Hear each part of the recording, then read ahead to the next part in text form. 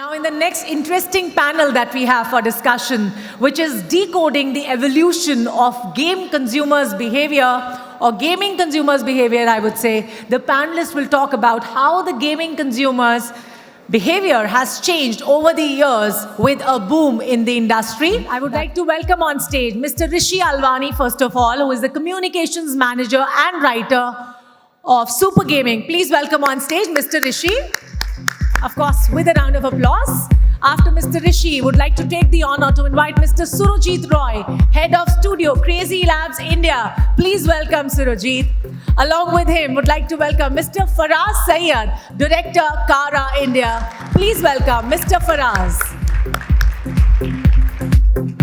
Along with Mr. Faraz, I would like to take the honor of inviting Mr. Ayush Aggarwal, Revenue Head, Router. Please welcome Ayush. We have Mr. Bharat Patel, Chairman and Director, Yudiz Solution Private Limited. Please welcome Mr. Bharat Patel. We have Mr. Gnana Shekar, Chief Marketing Officer, Skyesports. Please welcome Mr. Shekar.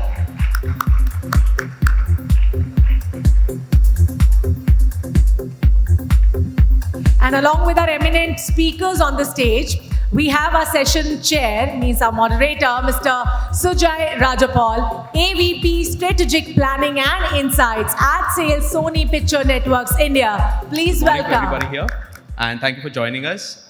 I was just having like a quick conversation with the guys in the room before coming in, and honestly, all I'm going to be doing here is transmitting questions to this elite panel over here, because the amount of information and probably an insight-driven discussion that I expect to happen over the next 50 minutes is something for you to enjoy. So I will not take much of your time here, and I'll throw the forum open here.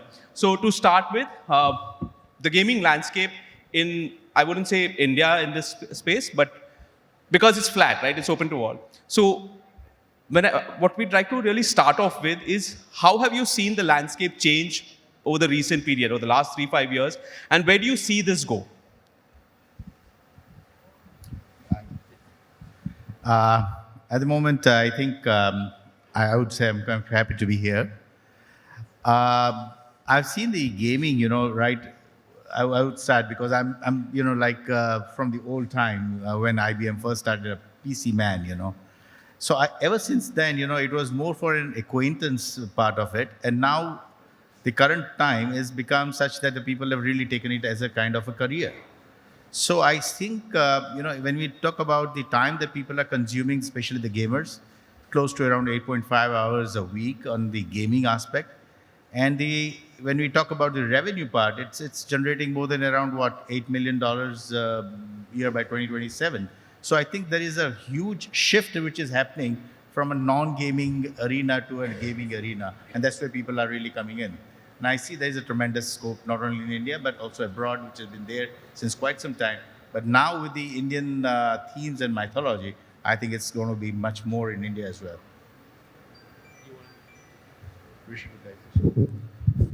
Yeah, from our perspective at SuperGaming, we make games for mid-core audiences, predominantly mobile, multiplayer games.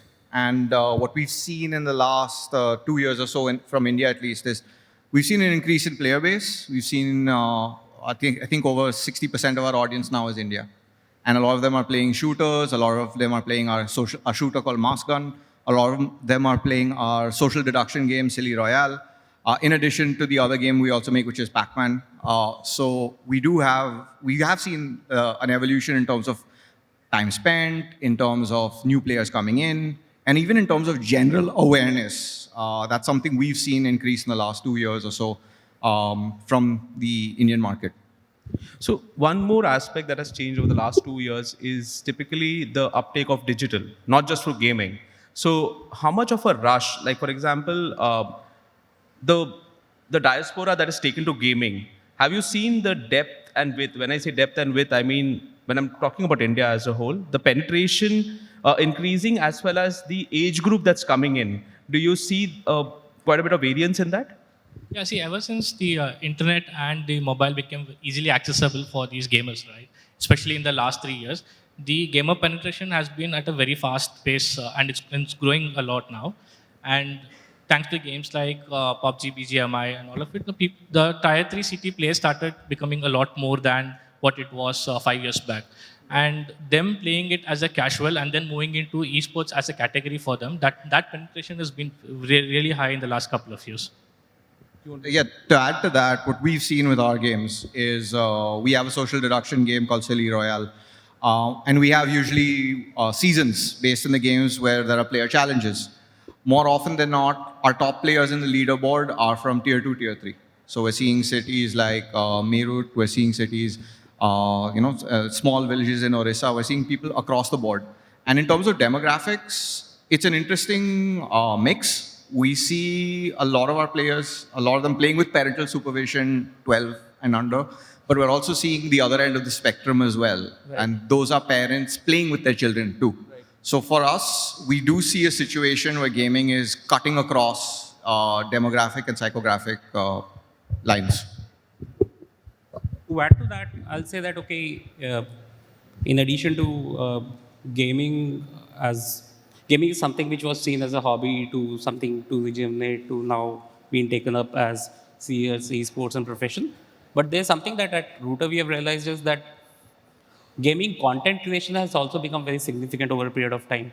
Like you may have heard of influencers like Carrie Minati and all, who have built their careers on gaming content creation and building a strong brand around that. So quite easily we have seen that, the penetration in gaming, not just from the sense of playing, but also content creation and even monetizing it has increased. And yes, in the past 2 years specifically, because of internet penetration and maybe during the COVID, there was a lot of time with the people to kind of experiment with that. So that has increased. So I think I'm just taking on from the point you just made, which is, the impact of the pandemic. And I can speak more intelligently about the vertical I'm in, which is hyper-casual games, which is games for the masses. And while there isn't so much penetration of hyper-casual in India today, internationally and globally, what we've seen is that this vertical has brought in a completely different audience into gaming. That is the mass market audience, which isn't considered gamers at all. Not people like me who've grown up on games, but my nani and dadi and maybe my 7-year-old nephew who's never touched a game before, but is now coming onto this platform of gaming. And some would even say these are loosely not considered games, but they introduce this audience to the gaming sphere. And what that does is it makes them educated about what games are, what their children are doing, and exposes them to this whole other sphere of actual gaming that we see today and that we're here to talk about. You want to say So, go ahead. Please go ahead. I think there is also another element which is also pulling in more people to come into this gaming arena is the pooled money that is attracting them. Especially when things like esports and all that, more the advertisers, they chip in more money. It's eventually the pooled money which is attracting the people to come into as a gaming arena. So I think that's also another phenomena which is coming in. I'm really glad you actually touched upon the very factor that bringing in the diaspora of the new age groups and everything. What we also saw in our data that we have worked on, the age bracket, especially from 35 onwards and even 40 and above, contrary to what we might have believed that these people are not really into gaming, that penetration has increased a lot. And the reason for that is the kind of offering gaming brings on board. Because I mentioned the word board games, what that particular generation grew up with is now just digitized. And in fact, it's more connected to their set of friends, other people across age group. So even, the whole point of not having a particular kind of barrier, the entry barrier is also very limited. That will keep the growth, the momentum of the growth for gaming going on for a very, very long time. Smartphone is there, you have got PC and laptops, you have got everything. If you really want to get into hyper-casual gaming, you can do that. If you want to get into high-end PC gaming rigs, you can do that. Plus, one last thing, the bit about the whole culture, as I mentioned earlier, the Me Too effect, that I want to be a gamer or to be perceived as a gamer, that is what is the the kind of a psyche or an impression on the young minds right now. So what we have also got to know is that game भले ही शायद इतना अच्छा नहीं खेलने आता होगा, maybe not that competitive. My rig should look good. So that kind of sense of belongingness that gaming community brings in, that's gonna go for a very long time, and it's here to stay and gonna keep on growing with that. Sorry, you were saying something? Yeah, just to add to that, and this is something we've seen with some of our upcoming titles, is the effect of community is really kind of a force multiplier in a large way. So, for example, on our Discord group for our upcoming game Indus, what we've seen is there's a vocal audience of kids who don't even own their own smartphones. They're using their home computer or their parents' tablet. They found our Discord through YouTube, and they're the ones who are our biggest cheerleaders today. They don't have the capacity to spend. They probably may not be even allowed to play our game, Right. But at the end of the day, they're so taken in by the idea. They're so taken in by what we've shown that they're our biggest supporters right now. So for us, we see community being really an integral part of our entire marketing mix. I mean, the beauty of it is rather that there is no predefined thing that this is the only age group that's going to take up gaming. And similarly, it cuts across stratas as well. So looking at one minor segment, that is real money gaming, we were surprised that the takers were housewives from tier 2 and tier 3 towns. And the churn, so obviously they will not be participating in pot sizes which are large, smaller pot sizes, but the frequency and the number of players is massive. So at one end of the spectrum, you have casual gaming, as in youngsters getting in, and probably it's purely for youngsters. And again, at the other end, there are the older generation who probably is just coming in for the entertainment value. And then there is the serious gaming. So the landscape is so wide. And the reason why I asked about the last 2 years is thanks to the pandemic. And as a subset of entertainment, if I were to say, that the number of hours and the means and the devices from which you consume has suddenly changed like how it was pre-pandemic.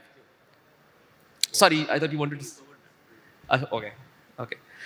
So the next question rather is that to fuel this growth further, what are game developing companies, and mostly when I even coined that term in my head, when I say game developing companies, it sounds so archaic because it's a community. So it's not just, So even before, when we were having a conversation, when Rishi mentioned about, how communities give real-time feedback and how seriously it's taken.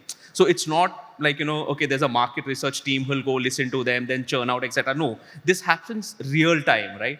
So where do you see other plugins for this, to fuel this growth? And what are the changes you foresee going ahead that you need to make? We see game creation or development, as you'd like to call it, being player first and community driven. That's where we see it going. We see it in a situation where you're able to iterate and release a slice of your product, get it tested by your most dedicated fans, and iterate and build something even better on that. And I say that because that's something everyone on this panel will agree with, is game development's expensive. The costs involved are always rising. There's always new tech, there's always technical debt, there's always a bunch of things you have to worry about. So from our perspective, we look at it that iteration with the community, building with the community is where gaming and game creation is going to be. And we've seen that with our upcoming Battle Royale game, where we took it to Comic-Con. We got exceptional feedback over 2 days. Before that, we had our own playtest sessions with the community in our own office. And again, all that feedback goes towards making a better game at a faster rate and giving people something they enjoy. So I think we're going to see a situation where before it used to be, you're making a game as an auteur. You're making a game as you. It's an expression of yourself. But I do feel that we're seeing a really welcome shift of making the consumer and the gamer in the center of what we do. So, yeah. So I think, again, just to take off from what Rishi said, the costs of making games are always, rising. They're becoming harder and harder to make and get games out and released. And once more, I think like in hyper casual games where we work, we've taken it to like a complete extreme in terms of an iterative approach, to the point where now we're like just releasing a trailer. If that trailer doesn't convert well on clicks and on performance on the ad networks, then we're not going to go ahead and make the game. Like, we just won't make the game. And it's completely data oriented. This kind of reduces the costs of production, because like, you don't make the full game at all. Test like 100 trailers, and out of that, you make only a set number of games from there. So what this does is it allows us to kind of address the market in real time, because every time we put out a new trailer, it's like only a couple of weeks before the last one. So as we're getting these games, these ideas out there and getting these ideas tested, the market is giving us immediate feedback and saying, okay, don't make this, make that.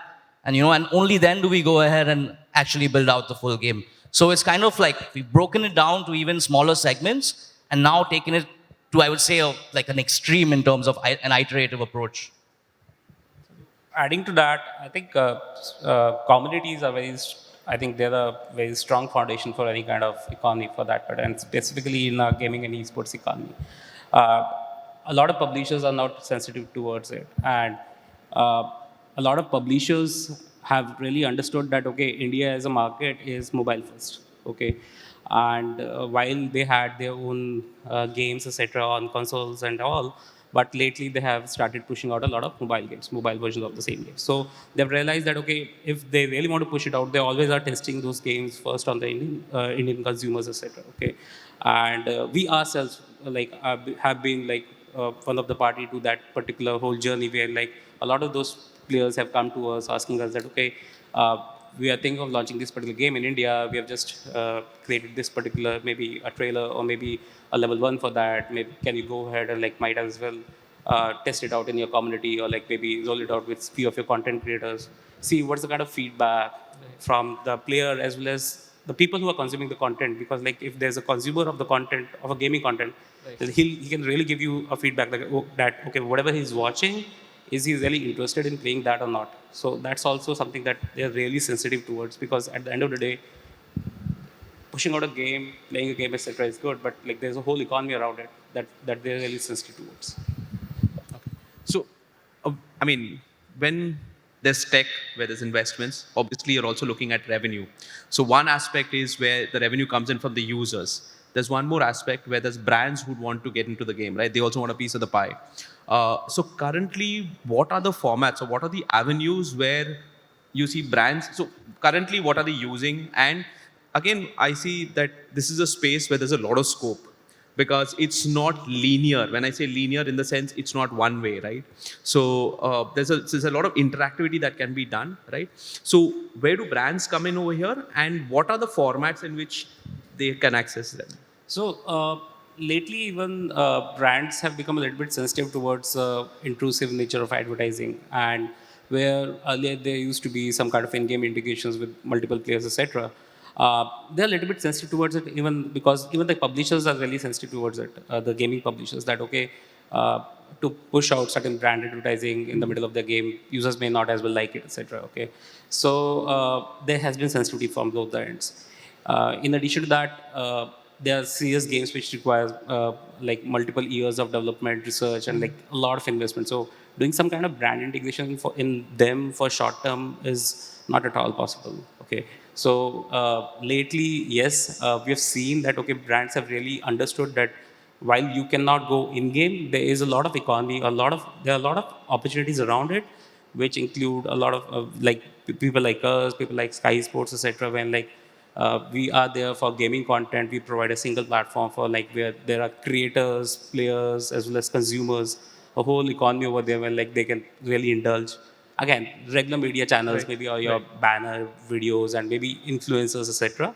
But yes, there is an understanding that there are opportunities beyond just in-game integrations, be it working with us or working with people like Skyesports. Yeah. So, yeah. So brands have been, I've been always saying this, brands have been the backbone of the growth of the esports industry in India. I'll talk about my days back in 2010. I was just coming to you because the part is, this is the participation part, and esport, which is again very nascent in India and is growing. But again, when it comes to India, even nascent means the numbers are quite big, right? Yeah. So wanted your aspect. So since you're already with the part where the advertisers come in or the brands come in, also do chip in as to a few thoughts as to where is this space currently and where do you see it going? See, like, let me continue on that one. Right. Back in those days, right, 2010 to 2015, when esports was just a very small thing, there were very less known brands that would come and spend on esports, right? They would just come and chip in a little bit. But things has changed in the last 5 years. Like AMD is our anchor partner. They've helped us build our esports tournament IPs, and they spend very significantly. They, like you said, they're very smart. They're self-learned. They're also gamers. So what happens is they'll see a certain aspect for them to come and invest in. They're also helping in building infrastructure for gamers. So things have changed a lot. What needs to be changed is a lot of non-endemic brands has to come in and see this is a very big opportunity for them to come and be part of. So basically, adding to him, I think the brands who were earlier coming into this particular scenario were more on the lines of that. Okay, who were really related to something to do with the gaming and all. Like you'll see brands who like maybe who are selling gaming accessories or like something to do with sports, etc. Okay, now the brands have understood that okay, finally they are targeting the users, and users spending a lot of time on gaming. Like users spending like somewhere around like 1 to 2 hours a day on gaming or content related to gaming or something related to gaming. So it's like, and the consumer also has gone just beyond 12 to 18 years old to right now from 12 to like maybe like you rightly said 60-year-old. Okay, so you might find consumers coming in from vast diaspora, etc. So finally, I think brands also know that okay, it's a user targeting that they're doing, not just like contextual targeting they're into. And I think he's the best guy to answer that. He works with them day in day out. Yeah, just to add to that, from a developer perspective, we receive, when we do have inbound inquiries, the concern developers tend to have is audiences aren't stupid. They understand and they can see what's a plugin, what's not a plugin, what should be in the game and what shouldn't be in the game. So for us, at least the approach we try to take is a more measured one, where it fits and it seems genuine. Because if it doesn't seem genuine, your audience will rebel. Right. And we've seen this of some of our older games as well. So for us, I mean, at the end of the day, for brands, games are platforms. So we need to make sure that those who come to those platforms are taken care of in the best possible way. But yeah, that's from a developer perspective, that's how we try to vet any of these deals. But that's also, if you see, if I do a parallel, okay, to television per se, because it's a very abrupt, there's a dedicated segment where inventory is run, right? But here, because it's integrated into it, at some level, it also comes in that it has to be built in intuitively, where it's not a hindrance. But at the same time, brands also need to understand that it is going to be there forever. Like, it's not like, it's not a campaign. Like, you're going to be, something for January to December, to March and something else. So it has to be a very well thought out, because once it takes off, it's there. It's there. There's certain tweaks. I agree with you on that. It has to be done in a way that matters, right? Right. And I think that's why gaming can learn from, of all places, K-dramas. Right. Because the way all of them have aligned with Subway, and Subway is always in the background of every K-drama. Right. I think that adds a lot of value to both parties involved. True. So I think that's something gaming can learn from other forms of media and do a better job of it. Right. Because with us, the audiences are extremely sensitive to being targeted. Right? So if it's done in a way that's slick, matters, organically integrated into the content, yeah. Sorry. Just to add to that, what you said, right? So, like you said, brands don't look this as a one-time opportunity to build their brand specific, right? What do brands see? They look at viewership, they look at their visibility, and they also want to build their brand along with us. Right. So that's why then they come and partner with esports IPs for a longer term, not just one tournament or two tournaments. It's for 3 years, 5 years. 5 years. So that they'll also get a good ROI. And they'll also see what is working for them, because this is just not an Indian market. End of the day, it's a global market for them. So, and that's working out really well for us. We've worked with larger brands at a very good pace, and then everybody's happy with it. So we'll also continue building their brand, and they'll also help us build our IPs. Brilliant. Sorry. Yeah, so a lot of conversation around the brand I'll put up another perspective to that and talk from the consumer side. We have got quite a deep level understanding on the whole research and everything that was done. For esports in particular, what we found out is that a sizable chunk is okay with the branding and advertisers. On top of that, even, I mean, close to that same number, a lot of them are okay with having a non-related brand as well. Just to give an example, I don't want to quote any particular brand, but let's just say a watch brand, any random watch brand.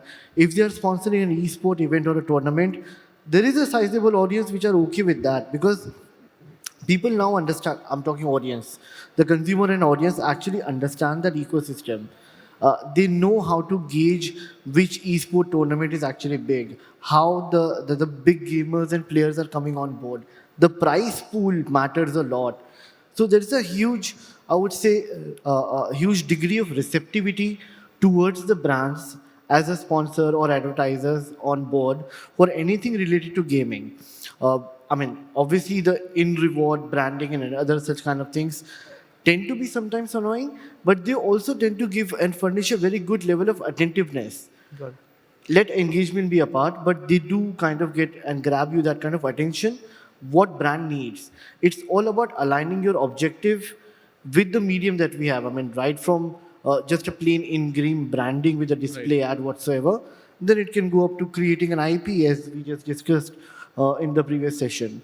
So it's just about striking that right balance in the mind of the consumer. They are quite receptive. I guess this is the initial, I wouldn't say teething, but it's a learning phase. I mean, you're just trying to get the things right, what it's capable of, because I guess there are very few people who can actually say that they completely understand this and they know what is, or rather to what limits this can go. So it's a learning phase, and I think brands will learn. It's very dynamic. The brands are dynamic, the consumer is dynamic, the whole gaming ecosystem is dynamic, right? 100%.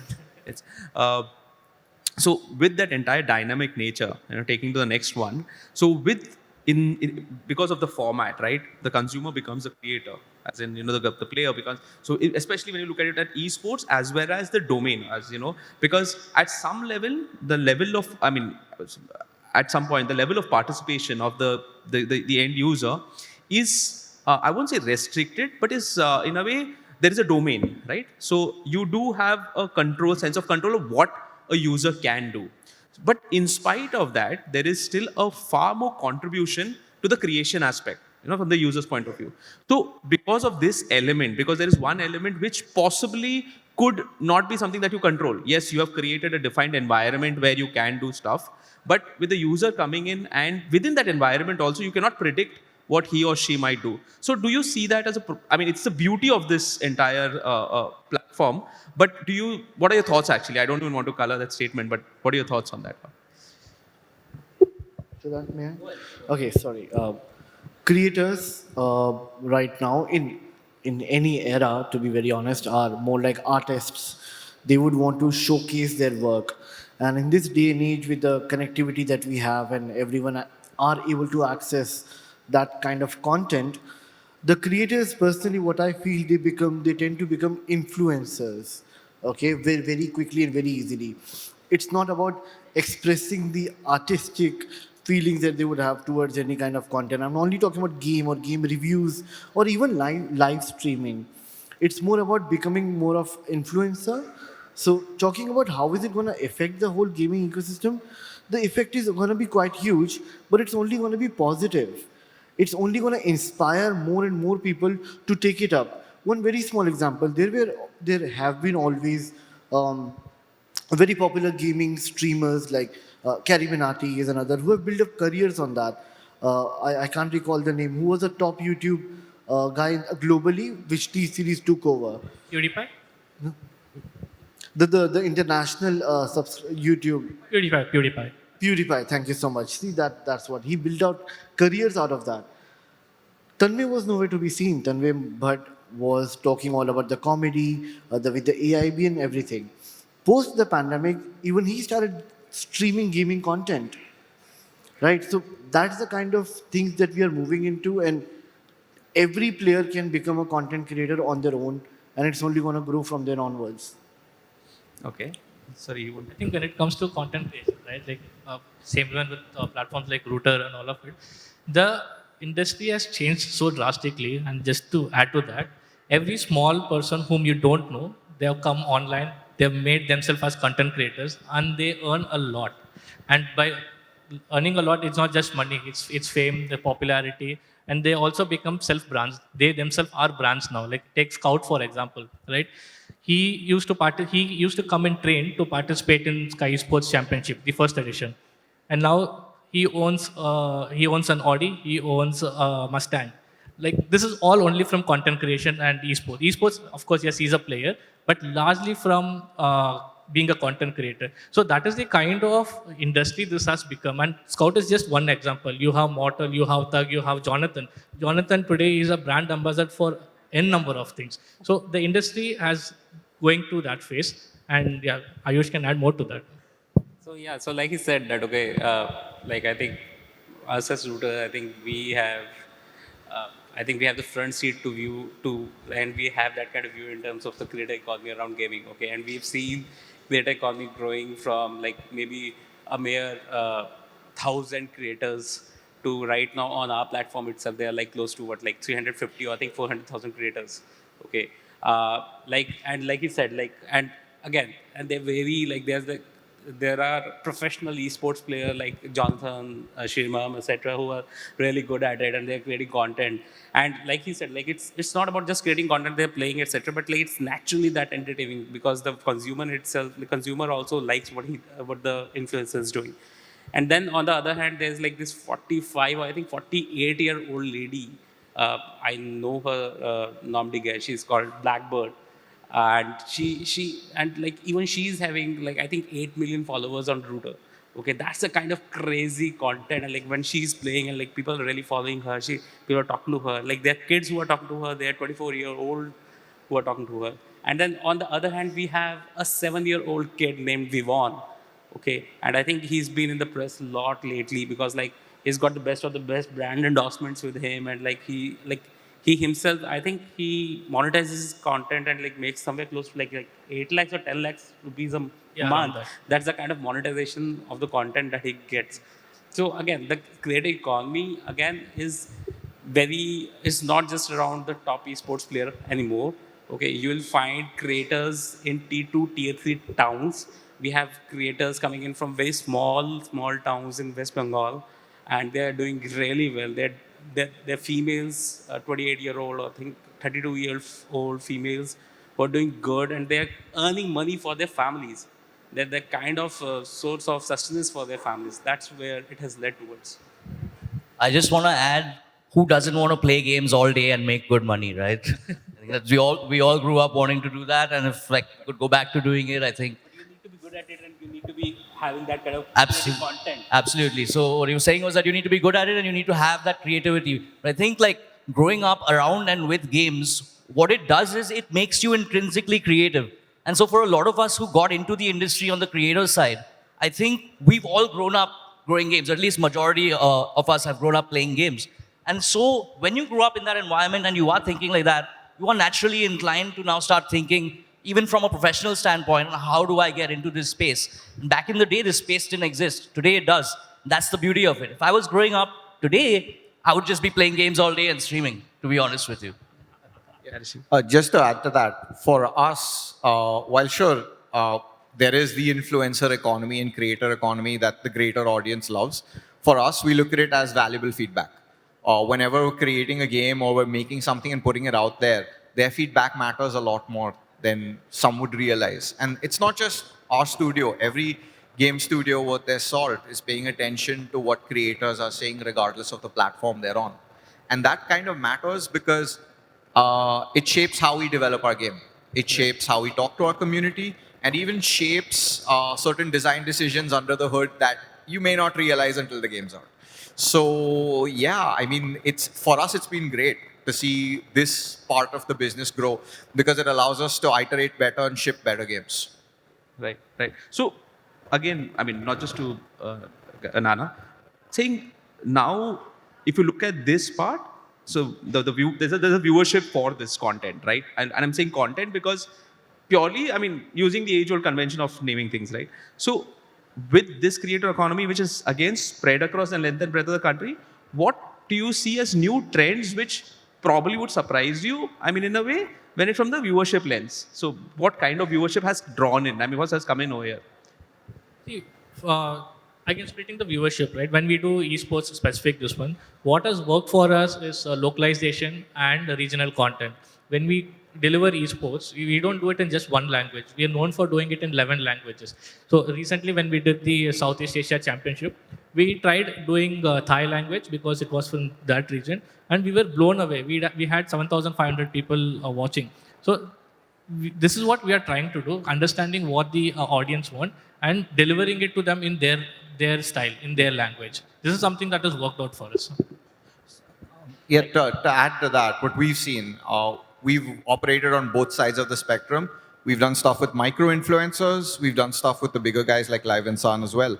And to add to that, localization in languages helps. So we use micro-influencers for that. We use bigger players like Live and Sun and Rishi for our game like Silly Royale to get us a wider audience. And on both sides, we've seen good gains, but in different ways. So with the micro-influencers, we've seen greater retention from our existing audiences. And with the bigger guys, we've seen an instant increase in downloads, an instant increase in new players coming in, and it results in a game that's healthier and allows us to build better. So for us, we've seen that work. So in fact, the term localization in this case, right? So one is the cultural aspect, which I think, you touched upon initially. You also mentioned about that. But the other part is also the language, like what you're talking about.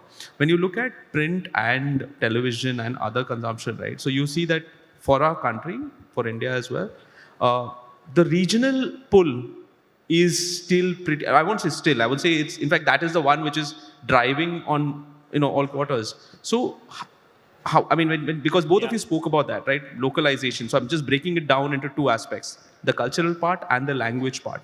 Any trends on that? Because I'm not privy to that. So So basically, if we talk about, first of all, even in terms of spread across India, okay, it's not a centralized thing, okay, where like even in terms of OTT content consumption, you will see a lot of it coming from maybe the metros and the cosmos and maybe the top 20, 25 cities, because that's where maybe the spending capabilities are, and that's how you even look at online payments or transactions numbers, okay. But content consumption as well as creation in terms of gaming is happening, like I think it's happening more on tier 2 and tier 3 side compared to what it is happening on the tier 1 side first. In terms of language, because the content creator is a gamer, okay, and when he's playing, he's not really looking at or like thinking about what language he or she is speaking in. He's just creating the content, talking to the people the way he normally does. So they are creators in pretty much every language. And in terms of even looking at our numbers, we can say we may have like a good 50-60% of English kind of content creators, and but then the good percentage of Tamil, Bengali, good enough spread across the board, across the languages. And when it comes to even gender, like one of the data points that really, like I just joined this particular economy or ecosystem like 8 months ago, okay? I wasn't into this particular thing at all, but like I joined this for monetization. But one thing that really bamboozled me back then was that, okay, the kind of gender split that gaming has, like one may even think of it like, okay, 90-10 hoga because it's primarily a male thing, maybe like that's what it is like. But it is a 70-30 split, and 70-30 is what the Indian internet split is like. 70 male, 30 female. That's a very good number. Rishi, one. I mean, to add to that, what we've seen at least is the regional languages help get people in.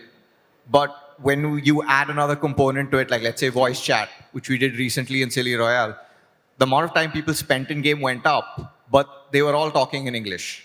And they were basically using it, for the lack of a better term, like Duolingo in a way. But yeah, I mean, it's reached a point where at least the audiences we see come in, regional helps them come in. They're talking in English in voice chat. They're learning English in voice chat. That's the feedback we've got explicitly, that we're using voice chat to learn and how to socialize. And it ends up resulting in a situation where there still is a large aspirational aspect to gaming that people are trying to explore through games.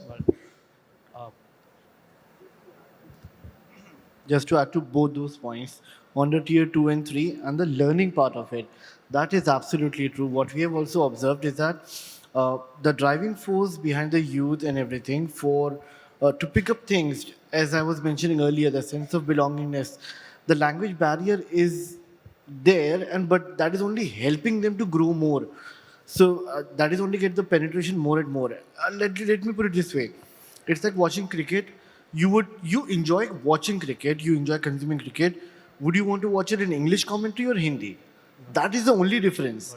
The game is still the game. They will still watch it. वो किसमें मजा आ रहा है? That's a different thing, which is a layer and an add-on to that. That's the thing. I mean, we've actually surpassed our time limit. So I mean, I'm sure we could go on for hours and hours. There are so many areas we've not touched upon Web 3.0 and where this thing moves ahead. But I think we had a good conversation. I enjoyed it thoroughly. I hope you did as well. So I thank you all for being such a lovely audience, and for each one of you for being here. And I loved it. I loved it. Thank you so much. Thank you so much, guys.